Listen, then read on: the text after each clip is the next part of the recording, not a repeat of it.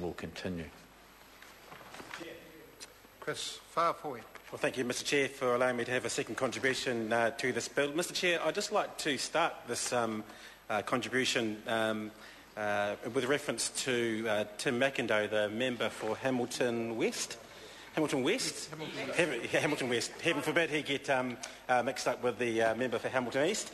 Tim McIndoe said that there are many measures in this bill which were logical, and we on this side of the House agree with it. That's why we are supporting this bill. We think that the move to share information between MAF and the Customs Service is logical. We think it's logical that householders who produce their own biofuels get an exemption from any duty that they have to pay. We think it's good that we give more powers to customs officers at our borders to take action to remove people who are making themselves a nuisance from that area. We think that is logical. We obviously agree that there are a number of measures in this bill that are logical, but what we don't agree is logical is that the government at the moment is taking measures around the resourcing of a number of government departments to make sure that very few of these measures will be able to be carried out efficiently and effectively.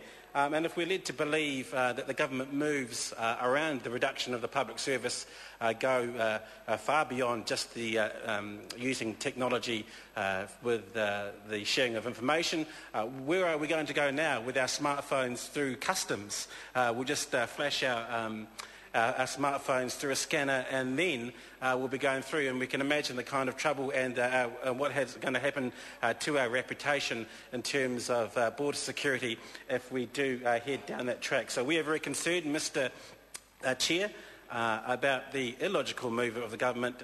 While we support these moves that are happening, that are being debated today in this bill, we do not support the government's move that will see many of the benefits of this bill not come to fruition. Mr Chair, we do also welcome the increasing of the penalties that come in under this bill.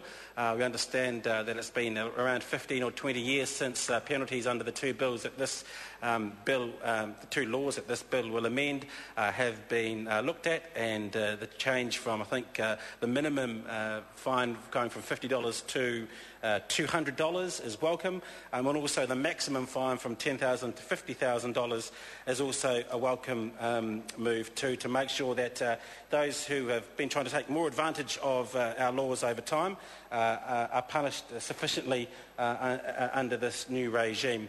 Mr Chair, along with my colleague Trevor Mallard, I did put a question to the Minister earlier on, and I'm hoping that he might be able to address it around the cost of bringing in this information sharing technology. It was around $75 million. That was the first price tag to introduce this technology, and I think in these times of austerity from the government, we'd like to know an exact figure of what it might cost to bring in this technology at our borders, especially when media reports at the time of the first introduction of this bill that the estimates went up to around $200 million. So I can see that the officials and the Minister are shaking their heads, so that would suggest that that's not necessarily the price tag for the introduction of the technology, but it would be nice to hear from the Chair, the Minister and the Chair exactly what it will cost to bring in this technology.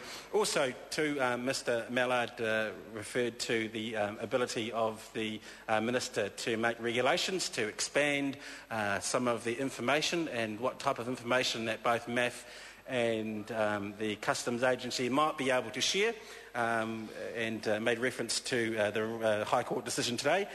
We hope that in the future the judgment of the Minister might be a little bit sharper in terms of what he might be able to extend in this bill as to what he decided in the Crayford Farm decision that he made along with the Associate Finance Minister, Jonathan Coleman.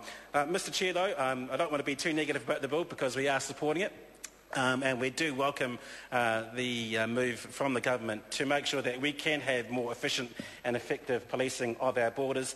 It's a move that we can progress to because of the increased technology and the increased willingness of Kiwis and those who are coming to our nation to use their own technology to make sure that they can come in and out as freely as they can. So we do support this bill, Mr Chair. There are some reservations around the cost that I hope that the Minister and the Chair may clarify, because I think in this day and age when a lot of Kiwis are being told to... Mr Chair? Honourable Nanaia Mahuta.